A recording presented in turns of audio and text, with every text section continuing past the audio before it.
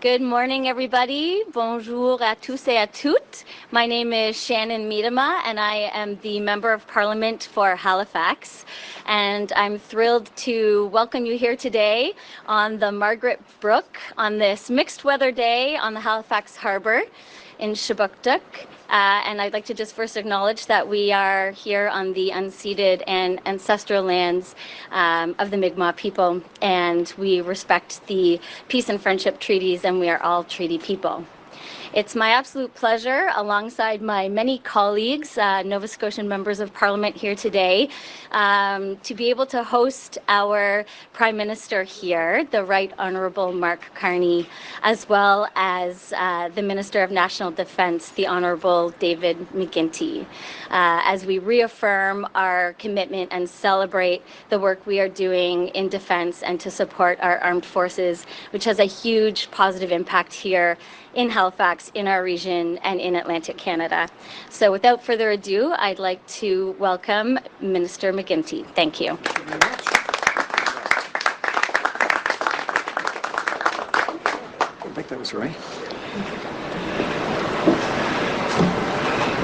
Well, good morning, everyone. Bonjour à toutes et à tous.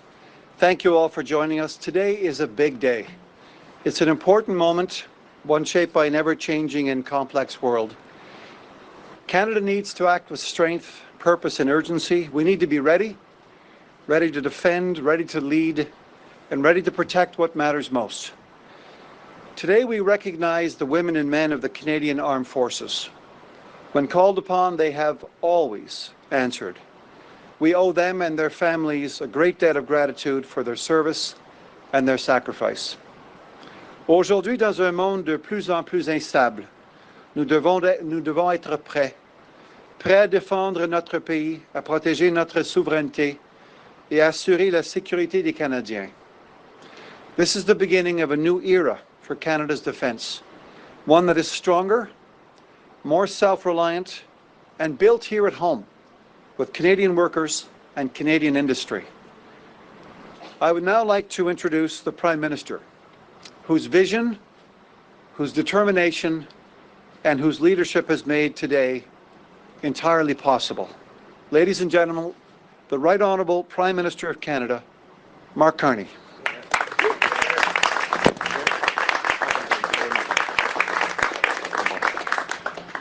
Merci, Monsieur le Ministre. Thank you, David, for that introduction. Thank you, Shannon. Thank you, colleagues, for all being here and for what you do for Canadians every day. It is, let me say to the members, the women and men of the Margaret Brook, the members of the forces present here, also to those members of the forces across Canada, to those members of the forces around the world. On behalf of all Canadians, thank you. Thank you for your service. Thank you. Thank you for your sacrifice. And thank you for representing the very best of our country every single day.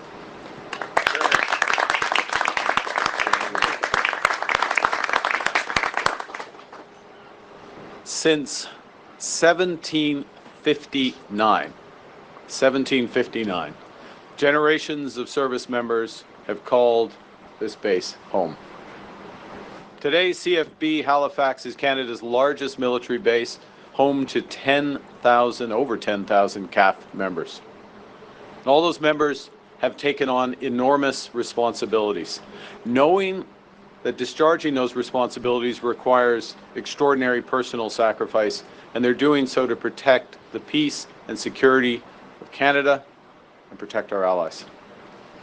Yet for too long, instead of reinforcing your strength, we've relied too heavily on your dedication alone to keep Canadians secure. Well, no more.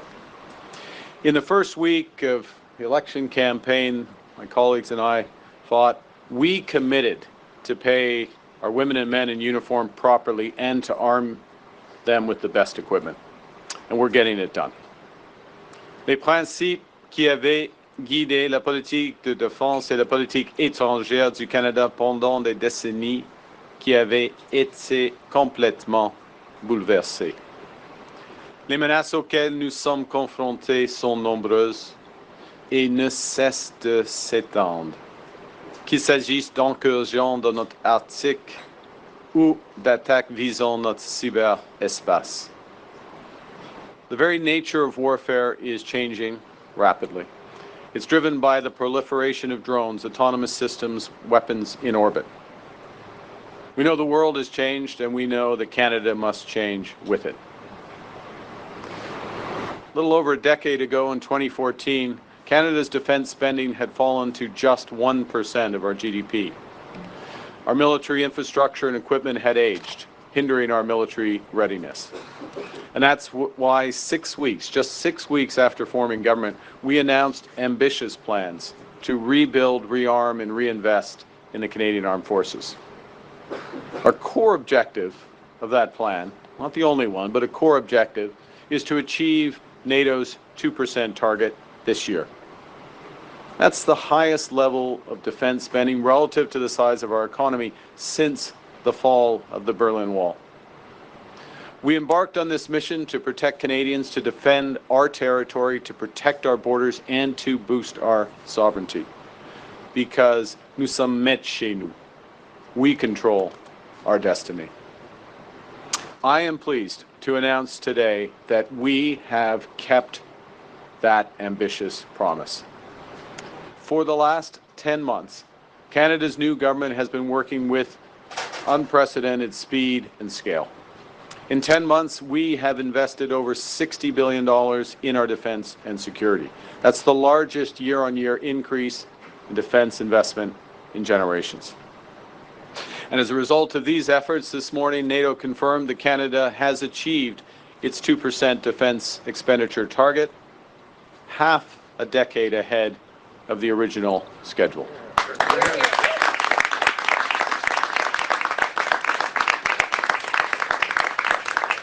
So the first time, as I said, since the fall of the Berlin Wall, we'll be spending that 2% of GDP on defense.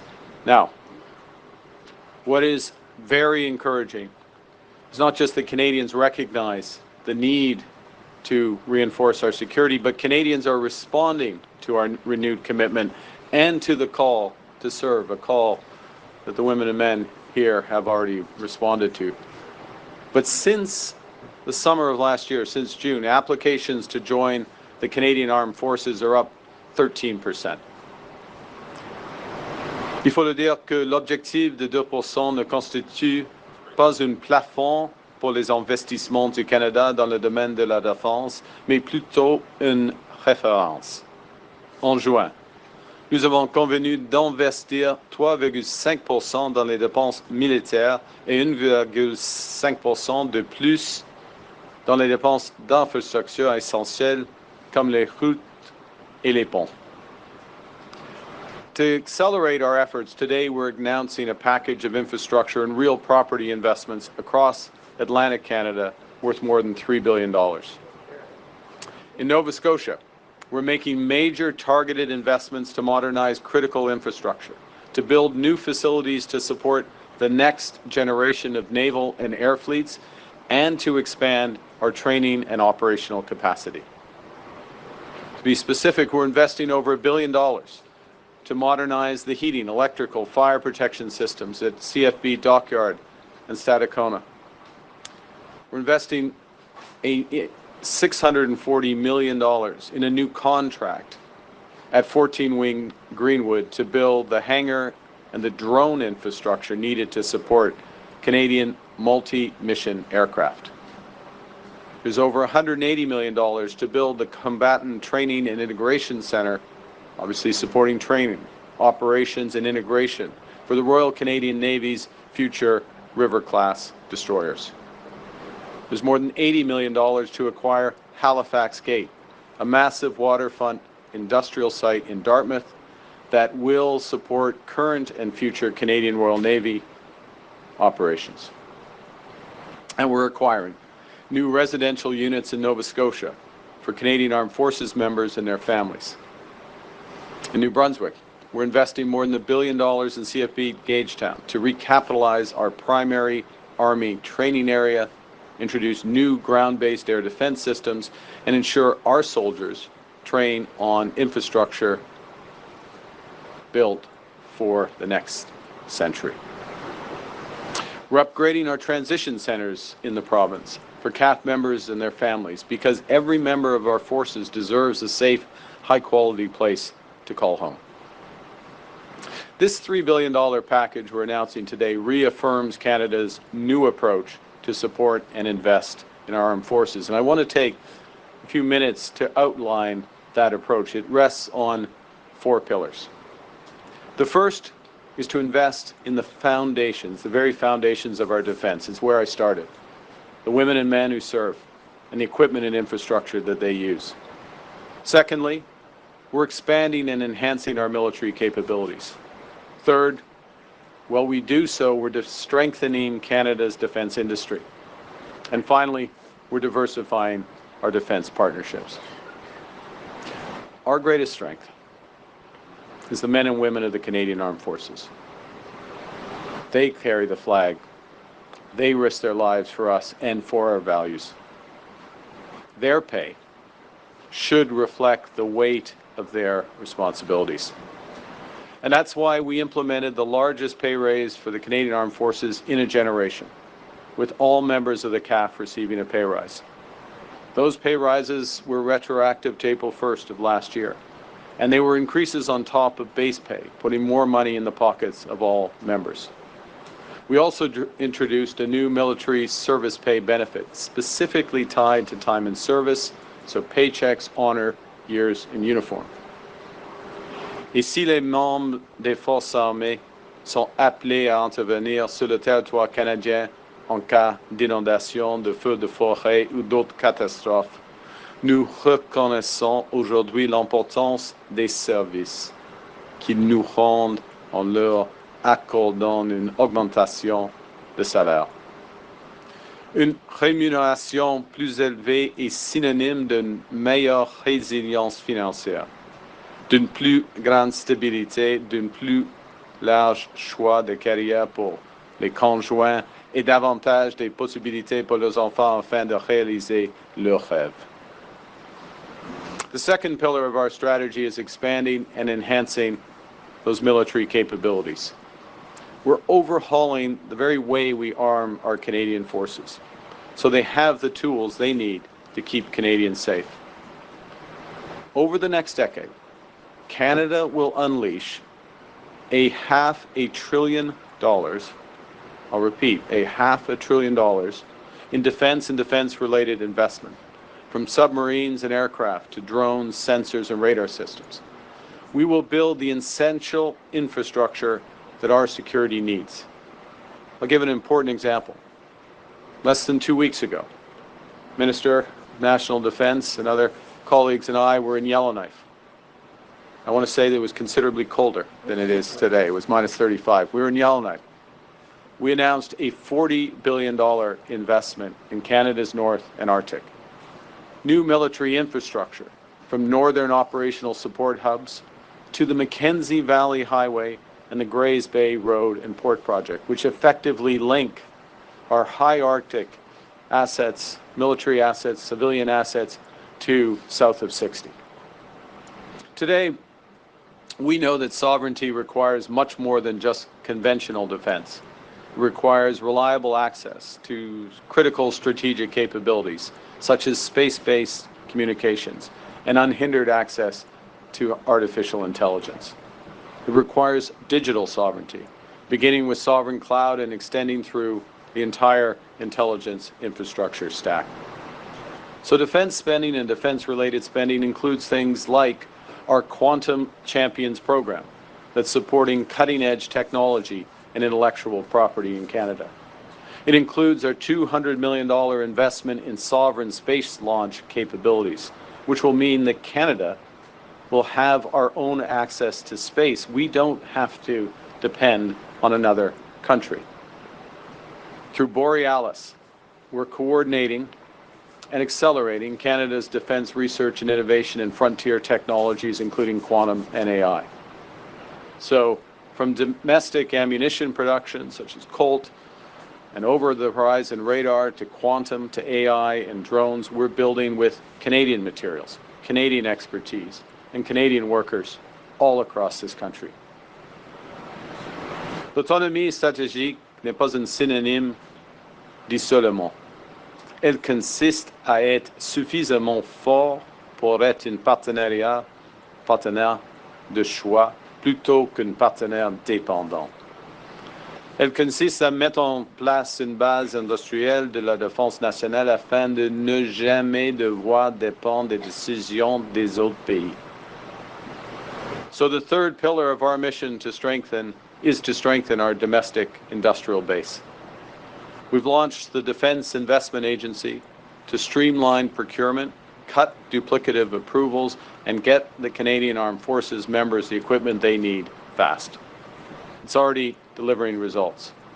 Last week, Minister McGuinty and Secretary of State Fuhrer announced a new contract to Kitchener-based Colt Canada to procure 65,000 new rifles for the forces, replacing the current stock, which, has to be said, has been in service for more than 35 years. Last month, we announced Canada's first ever defense industrial strategy, a bold plan to get our forces what they need when they need it, and to scale at the same time Canadian defense industrial companies putting hundreds of billions of dollars to work in the strategic sectors of our economy, creating more than 125,000 jobs for Canadian women and men. Our framework's simple. Build, partner, buy. We're focused first, and this is a big change, we're focused first on building in Canada, directing procurement to Canadian firms where we have those capabilities. Where we can't build, we'll partner with like-minded allies, and do so in a way that attracts inbound investment, transfers intellectual property, and integrates supply chains so that public dollars flow back to Canada. And only in those cases, and they will exist, but only in those cases where we've exhausted those first two options will we buy from a diverse range of partners abroad. As I said, our defense industrial strategy is designed to create over 125,000, not just jobs, but high-paying careers, and all the while double our investment in defense R&D. The final element of our strategy is diversifying those defense partnerships. We've already agreed a comprehensive strategic partnership with the European Union, and we're the only non-EU country to join SAFE, which is their defense procurement arrangement. We've signed 20 defense and trade partnerships on 4 continents over the past 10 months. Mes collègues, aux femmes et aux hommes des forces armées canadiennes, vous servez notre pays. Vous faites des sacrifices. Vous assurez la sécurité du Canada. Vous incarnez ce qu'il y a de meilleur dans ce pays. Au cours de la dernière année, j'ai visité des bases militaires, des sites d'opération à travers le pays et dans le monde entier. À Halifax, à Trenton, ainsi qu'à Yellowknife, à Nanu's Bay et Esquimalt. De l'opération rassurant son Lettonie à l'exercice Cold Response dans le nord de la Norvège. J'ai pu constater par moi-même votre courage et votre dévouement envers votre mission. Mes collègues et moi-même sommes déterminés à nous assurer que vous disposez de tout ce dont vous avez besoin pour servir notre pays. To conclude, in moments of crisis, when people see the maple leaf on a sleeve, they see hope and they get help. Whether that's training Ukrainian soldiers or standing on guard for Canada in the Arctic. Over the past 11 months, our government's key priority has been to reinvest, rebuild, and rearm the Canadian Armed Forces to provide you with the support you need to achieve every mission's success. We're just getting started. We'll continue with our efforts at the same speed and determination we've shown from the very beginning. In this century, the work of defending Canada is also the work of building Canada. Security and prosperity aren't competing priorities. They're mutually reinforcing foundations of a strong and sovereign Canada, the true North, strong and free. You know, because in the end, in a more fractured and darker world, Canadian leadership will be defined not just by the value of our strength, but by the strength of our value, of our strength, sorry. I'm going to redo that. Because it will not just be, our leadership will not just be defined by the strength of our values, but also the value of our strength. Because this is the key point. The foundation of strength is standing around me and behind me. And it's on that strength that we're building Canada strong and free. Thank you very much. Merci beaucoup. I look forward to your questions. Thank you, Prime Minister. Merci, Monsieur le Premier ministre. Nous allons maintenant passer à la période de questions. We'll now move on to questions from the media. Première question. First question, Canadian Press. Mike McDonald, Canadian Press. Prime Minister, the former Defence Minister Bill Blair had said that Canada wouldn't be able to meet the 2% target by the end of this fiscal year because of procurement challenges. What has happened to change that? Well, it's focus. It's the focus on the priority. We came into office, we ran for office recognizing the world had changed, recognizing the importance of securing Canada, defending Canada, fulfilling our commitments, starting with our commitments to the women and men of the Canadian Armed Forces, as I've been emphasizing. So we're great believers. I'm a great believer is you set your priorities, you focus on them, you follow through. I think the second thing that's changed, and we're just starting to see this begin, is this link between our investments in defense and how we're building out the strength of Canadian firms, the Canadian economy. We're here in Nova Scotia.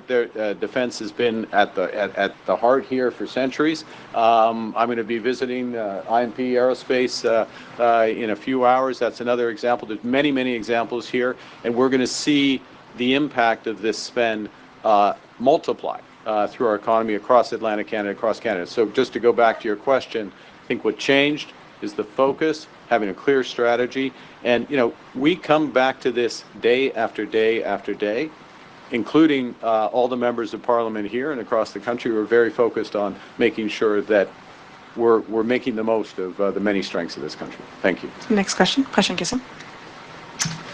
I'm Heidi Petrachik with Global National.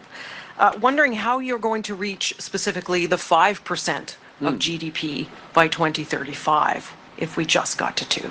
Yeah. So there's a couple things, Peggy, if I may, which is one is that the 5%, and we were part of the negotiation to craft it this way, it's divided into two parts. So when you look at the 2% that we're spending now, it's core defense. And that needs to go, and this is a big move, it needs to go from 2 to 3.5% of GDP, and our economy is obviously going to be bigger at that point, but it needs to go to 3.5% by 2035, so in 10 years. The other 1.5% is spending on defense-related, well, the language is industrial or resilience. So I'll give you a few examples of where that's happening. I referenced a moment ago the announcement we made 10 days ago in Yellowknife. The Department of the Forces and Department of Defense are setting up northern operating support hubs. These act as support for Canadian Forces, but they also provide some capacity that supports local activities. That would include education, healthcare, wastewater, other components. That is necessary to have the hub, but it also is something that supports that's some of our investment in defense being tested there. Don't be alarmed. It's all part of the plan. But also investment that's relevant there. Let me give you another example, which is that we don't have, or as we build out some of these capacities, we need to link them with corridors, transportation corridors. Some of that spending is there as well. And then the last example I'm going to give, and it's a huge area, spend on cyber, spend on artificial intelligence, on quantum. Yes, there are defense applications, but there are domestic applications. And so if we do this right, and this is why we are so focused on it, we do this right, yes, we we protect Canadians, we meet our responsibilities to our allies, but we do it in a way that has huge extra benefits for Canadian economy. Yes, the job specifically, but if we're better in AI, we're better in cyber, we're better connected in the north, we have better flood defenses, all those factors, we have a better country, and that's how we're going to meet it. Monsieur le Premier ministre, Next question. Oui. juste Prochaine répéter question. en français aussi La même pour le question, en effet. 5 comment on va y arriver pour le 5 OK, premièrement, il faut diviser l'objectif de l'OTAN, c'est le 5% du PIB, mais c'est 3,5% de dépenses traditionnelles dans la défense. OK, maintenant, nous sommes 2% de PIB à partir de maintenant, et il faut augmenter le pourcentage à 3,5%. Il y aura des investissements importants dans cela. It wasn't in English, but I'll add this. Je vais ajouter, par exemple, les sous-marins. Ce sera, des milliards, des dizaines de milliards de dollars pour des 12 sous-marins, par exemple. Les avions, d'autres avions, il y a d'autres systèmes, par exemple, le radar, des autres aspects de radar. Alors, il y a des grands systèmes nécessaires afin de protéger le Canada. Premier point. Deuxième point, et c'est la plupart de ma réponse à madame, c'est les investissements pour dual use, en effet. Il y a deux aspects. Il y a un aspect de défense, mais un aspect de la résilience de notre économie. Par exemple, les ports, des nodes opérationnels dans l'Arctique. Il y aura 7 exemples de tout cela. Et dans ce contexte, on va investir dans la santé, l'éducation, des choses de dual use, en effet. Et troisièmement, le troisième aspect, ce sera des investissements dans l'intelligence artificielle, le quantique, le cyberespace, les défenses de cyberespace. Et dans tous les cas, oui, c'est nécessaire pour la défense de notre pays, mais il y aura des grandes retombées dans l'économie canadienne. Si on a un plan, et le nouveau gouvernement du Canada, nous avons un plan. Nous avons un plan pour tout cela. Maintenant, ma question, les contribuables canadiens financent ces dépenses militaires. Pourtant, il y a très peu de transparence sur les activités des forces armées canadiennes. Votre gouvernement s'est dit prêt à aider ses alliés dans le détroit d'Ormuz, mais vous refusez de donner des détails. Dans quelle mesure est-ce que le Canada peut intervenir dans la région? Il y a quelques aspects de votre question et je vais essayer de répondre à tous les aspects. Premièrement, en ce qui concerne les détails, au fond, c'est simple. C'est une question de garder les hommes et les femmes de Forces armées canadiennes sains et saufs. Okay? Il y a un moment de dévoiler les détails des événements là. Pas nécessairement en temps réel. Parce qu'il y a une guerre là. Il y a une guerre. C'est pas une situation normale du tout. Il y a c'est très dangereux. Alors, c'est nécessaire. Par exemple, il y avait pendant la semaine, il y a quelques jours dans le passé, il y a un déplacement de toutes les forces de l'OTAN, y compris quelques individus canadiens de l'Irak. Et l'annonce a été faite après le déplacement. C'est pas une bonne idée de dire en même temps, OK? Alors ça, c'est la politique du gouvernement du Canada et le premier job est de garder la sécurité des hommes et des femmes dans une région en conflit, OK? Ça, c'est le premier aspect. Mais le deuxième aspect, c'est une question de... votre question concerne détroit d'Ormuz. Alors, il y a des conversations avec nos partenaires de l'OTAN, quelques partenaires de l'OTAN, en ce qui concerne qu'est-ce qu'on peut faire avec une cessez-le-feu. Au moment où il y aura un cessez-le-feu, afin de rétablir le mouvement des navires. Et ça, c'est les conversations continues. Il y a des conversations opérationnelles et des conversations, par exemple, des ministres des Affaires étrangères. Il y a une réunion qui déroule maintenant à Paris des ministres des Affaires étrangères du G7 maintenant. Alors, on verra, mais ce n'est pas le moment pendant un conflit. Ce n'est pas la politique du Canada. Prochaine question. Next question. Jacob Moore with Acadia Broadcasting. We're talking about defense-related infrastructure. Yeah. And gas prices here are spiking because of the war in Iran. What are you doing to fix that? And especially considering that the largest oil refinery in our country is in New Brunswick. Is it time for the west to east pipeline?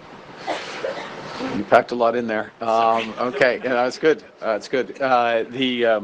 The first thing is that very aware of the sharp increase in gas prices. It varies a bit as you know geographically, but on average it would have been sub 130 a liter. It's going up. It's in 180 to 2, a bit higher in Quebec, a little over $2 a liter. So that is a big shift, and that's a real squeeze, and absolutely recognize this. So we're following that closely. It depends, of course, as your question indicated, how long this conflict goes on, and we are not actively engaged in the conflict. We're calling for de-escalation.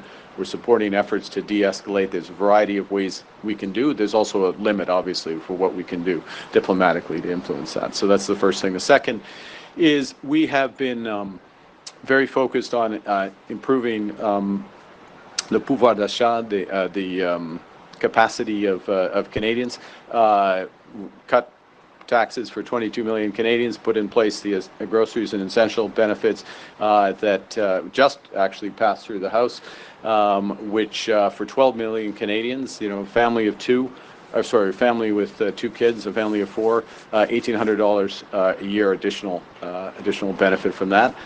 Maintaining a series of other social programs are providing important benefits as well.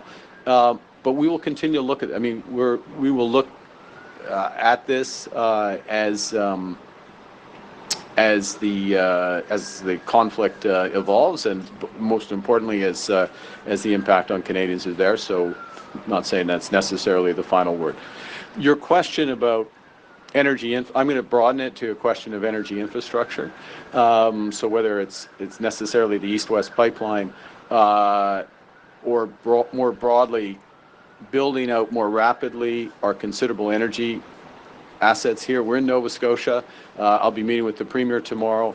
One of the things we'll talk about is Wind West. The huge opportunity here to get renewable power, cheap power that will build out.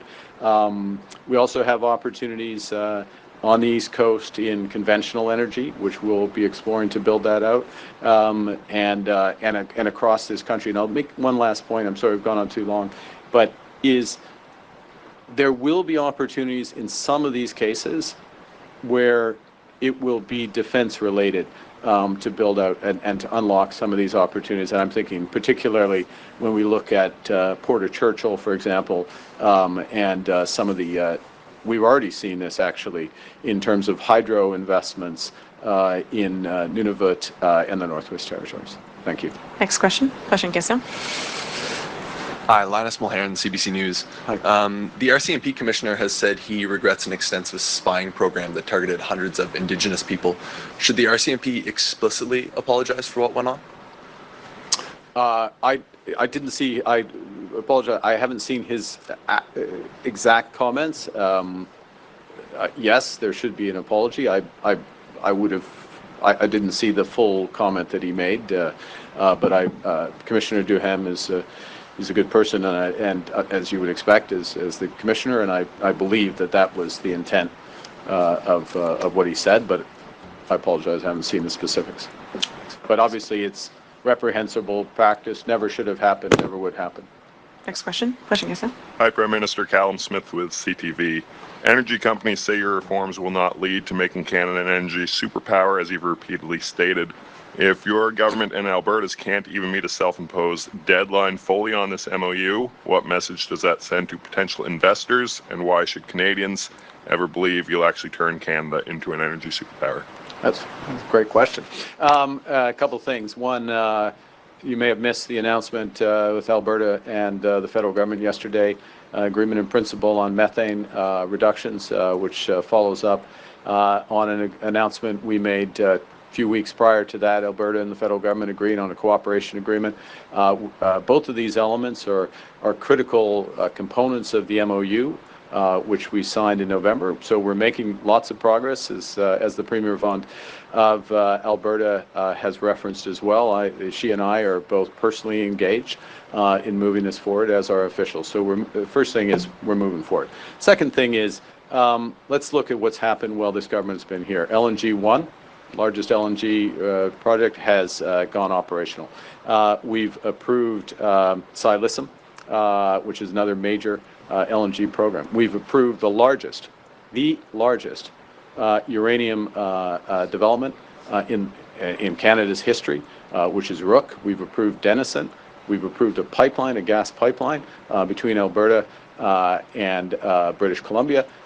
We are advancing on Pathways, which is a fundamental game changer in terms of carbon capture and storage. We are just referenced the discussions we're having with the province of Nova Scotia on Wind West, which is 50 to 60 gigawatts of renewable wind power. We've come to an agreement with Newfoundland on Beta North, which is one of the biggest offshore oil developments in the country. We'll be releasing next week our electricity strategy, which looks to double the electricity grid in this country, largely with clean power, hydro, nuclear, and renewables. There'll be a bit of gas, but effectively with that. So we're moving forward on all fronts, and we have not been in office for a year. Okay? So, and the only reason I'm stopping is there's other people in the line who have more questions. Next question. Yeah. Amanda Fraser, all Nova Scotia. How close is the federal government in making a decision on the new submarines, and what role would Halifax sort of play in preparing for those submarines and maintaining them? Great question. So we're in the quiet period of that process where the final submissions from the two bidding consortiums, Korean and then a German, Norwegian, as you know, they came in the first week of March. So all of the materials are in. That's being run through the independent process, and those bids are being evaluated. The guidance that the minister, who is standing behind me, so he will correct me if I'm wrong here, but the guidance the minister has given is by the summer, so by the end of the second quarter, we would expect to make that decision. Part and parcel, let me answer your question in a general but important way, which is first and foremost, we want to have the right submarines that fulfill the operational responsibilities they will have, which very much include operating in the toughest conditions in the world, in the Arctic, long times under the Arctic ice, all that. Both of the final bids already meet those standards. That's why they got to the final. So they're going to be, whatever we choose will be the right subs to defend Canada and to fulfill our obligations. Related, though, is, of course, value for money for Canadian taxpayers. And to your question, is the benefits that come in Canada. How much is going to be built in Canada? A big element of what you asked, I believe, is where are these submarines going to be serviced? Because they rotate through service over time, and they'll last for decades. So where are they going to be serviced? What are the other industrial benefits that are related to but not directly tied to the submarines? We've talked a bit this morning about space, about AI and other factors. Not AI so much, but space and surveillance and other factors, and that will be a component of the decision-making process. We'll have time for your last question. Dernière question, Global. Hi, Angela Capobianco, Global News, Halifax. So I know you had mentioned you're meeting with the Premier of Nova Scotia tomorrow. I guess I'm just wondering how these investments in defense will really benefit Halifax and Nova Scotia as a whole. Well, it's thanks for the question because it's a very important point, and it is something. Again, we start always with we want to have the right equipment. These people making sacrifice, putting their lives on the line, might have to have that, so it has to meet that bar. But as soon as it meets that bar, we want to have the maximum economic benefit and impact that's happening here. So, you think about what we're doing in and around, excuse me, in and around Nova Scotia. We don't have to. I get my orientation right to go to the Irving shipyard right there. Go out towards the airport. Cody knows the exact. Cody Blois will know exactly where we need to go, as does Sean, to see IMP Aerospace and the servicing contracts that are there. The previous question in terms of what's going to happen with the submarines and how that links in. The research that's being done at the great universities in Nova Scotia that are relevant to autonomous systems, to cyber, to other components that are there. Then there's just some very large, I referenced $3 billion. Not all, some of that is in New Brunswick, but the bulk of it is in Nova Scotia. $2 billion or so is in Nova Scotia. There's a big component of this which is infrastructure. So it's going to be direct, very quickly spent infrastructure money, which ensures that we can expand out from there. So I'm scratching the surface, to be honest, of where it's going to go. And I think the other thing I'll say, which is kind of tie together a couple of the questions, which is there are a few major weapon systems, if I can put it that way, that we have to decide upon, submarines being an obvious one. But as we're moving towards that higher level of defense preparedness, there's a lot of decisions still to be made. And we're going to do that as quickly as necessary, but no faster. And deliberately build those out and do it in a way, this is our intention, and I think we're already starting to see this, that builds real industries and careers. And so, for younger people here in Nova Scotia, across Atlantic Canada, look, there's a clear message, and we're seeing it with recruitment, that 13% up in recruitment, clear message in terms of careers in the Canadian Forces. But there's also a clear message that in the areas related to defense, which is a very broad, there's going to be a very regular, deliberate investment year in, year out that is going to make this country stronger, make the economy stronger. So there's a lot of opportunity that's coming from this, and a government that's dedicated to make sure we realize all the benefits of that. Thank you, Prime Minister. En français, il y a des retombées ici à Halifax. Il y a plusieurs investissements qui auront un impact direct, par exemple, dans le domaine de l'espace. Deuxièmement, en ce qui concerne, c'est presque sûr, les investissements aux sous-marins, le deuxième aspect. La recherche dans les universités, un autre exemple. Et il y a, point final,